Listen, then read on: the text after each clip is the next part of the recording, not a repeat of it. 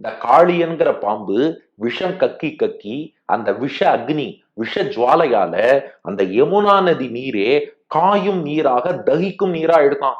அதனாலதான் அந்த யமுனை கரையில் உள்ள மரங்கள் எல்லாம் இந்த வெப்பம் பட்டு மரங்கள் பட்டு போயிடுது. அந்த பக்கம் யாராவது போனாலே அவர்களுக்கு தோல் வியாதி விஷக்காய்ச்சல் இதெல்லாம் ஏற்படுறது அந்த காற்றை சுவாசிச்சதுனால. மேல ஏதாவது பறவைகள்லாம் பறந்து போச்சுன்னா அது இந்த விஷஜுவாலை பட்டு மயங்கி யமுனையில விழுந்து செத்து போயிடுறது. ஏதாவது மிருகங்கள் தெரியாதனமா அங்க போய் தண்ணீர் குடிச்சதுன்னா அப்படியே இறந்து விழுந்துடுறது.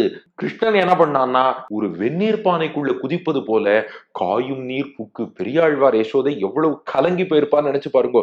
ஐயோ, அவ்வளவு சூடான நீர் யமுனையில இருக்கு, புக்கு. ஐயோ, கிருஷ்ணன் அதுக்குள்ள புகுந்துட்டான். அதுவும் எப்படி புகுந்தான்? காயும் நீர் புக்கு கடம்பு ஏறி. அந்த பக்கம் ஒரு கடம்ப மரம் இருந்ததாம்.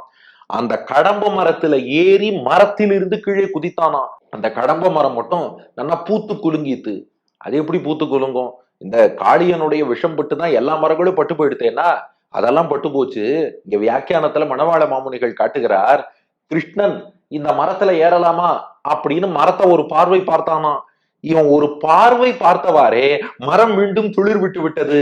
அந்த மரத்தின் மீது கண்ணபிரான் இப்போது ஏறினான். அந்த கடம்பு ஏறி அந்த கடம்ப மரத்துல ஏறி அங்கிருந்து அப்படியே டைவடிக்கிற மாதிரி நேர காயும் நீர் புக்கு. அந்த காய்ந்து கொண்டிருக்கக்கூடிய நீரிலே புகுந்தான். புகுந்ததும் உள்ள இருக்கிற காளியன் பார்த்தான், யாரா அவன்?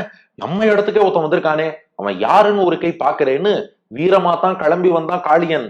ஆனா நம்ம கிருஷ்ணன் என்ன பண்ணா, அந்த காளியனை அடக்கி அவன் தலையிலே திருவடி வைத்து நாட்டியம் ஆடினான். எவ்வளவு பெரிய ஆபத்து! பெரியாழ்வார் யசோதை நினைச்சு பாக்குறா.